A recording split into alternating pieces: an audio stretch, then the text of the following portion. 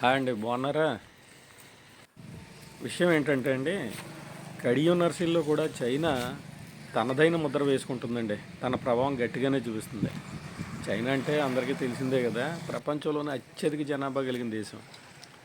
ఆ దేశాన్ని నుంచి మనం ఎలక్ట్రానిక్ వస్తువులు, మిషనరీ, కెమికల్స్ అంటే ప్రతి సంవత్సరం ఇంచుమించుగా $100 మిలియన్ విలువైన వస్తువులు మనం అక్కడి నుంచి కొనుగోలు చేస్తూ ఉంటాం. భారతదేశం చైనా వ్యాపారం చాలా పెద్దదండి. అయితే ఇప్పుడు విచిత్రమైన అందమైన మొక్కల తయారీ చైనా వాళ్ళ ప్రత్యేకత అండి. యాక్చువల్గా ఈ మొక్కల ఖరీదు చాలా ఎక్కువే.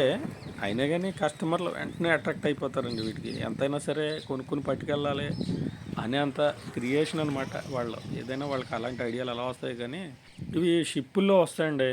షిప్పుల్లో వచ్చి మన ఇండియాకి అక్కడి నుంచి కడియం వస్తాయి.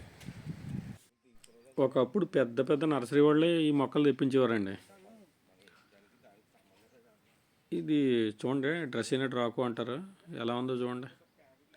అవ్వండి ఆ బాక్సుల్లో వస్తాయి, అవి అన్బాక్సింగ్ చేసి ఈ పార్ట్స్లోకి మారుస్తున్నారు.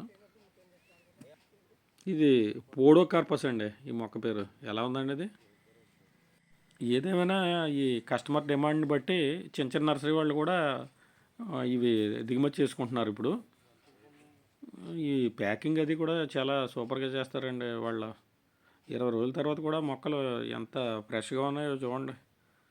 2023-24తో పోలిస్తే 24-25 11% దిగుమతులు మనకి చైనా నుంచి పెరిగినాయటండి.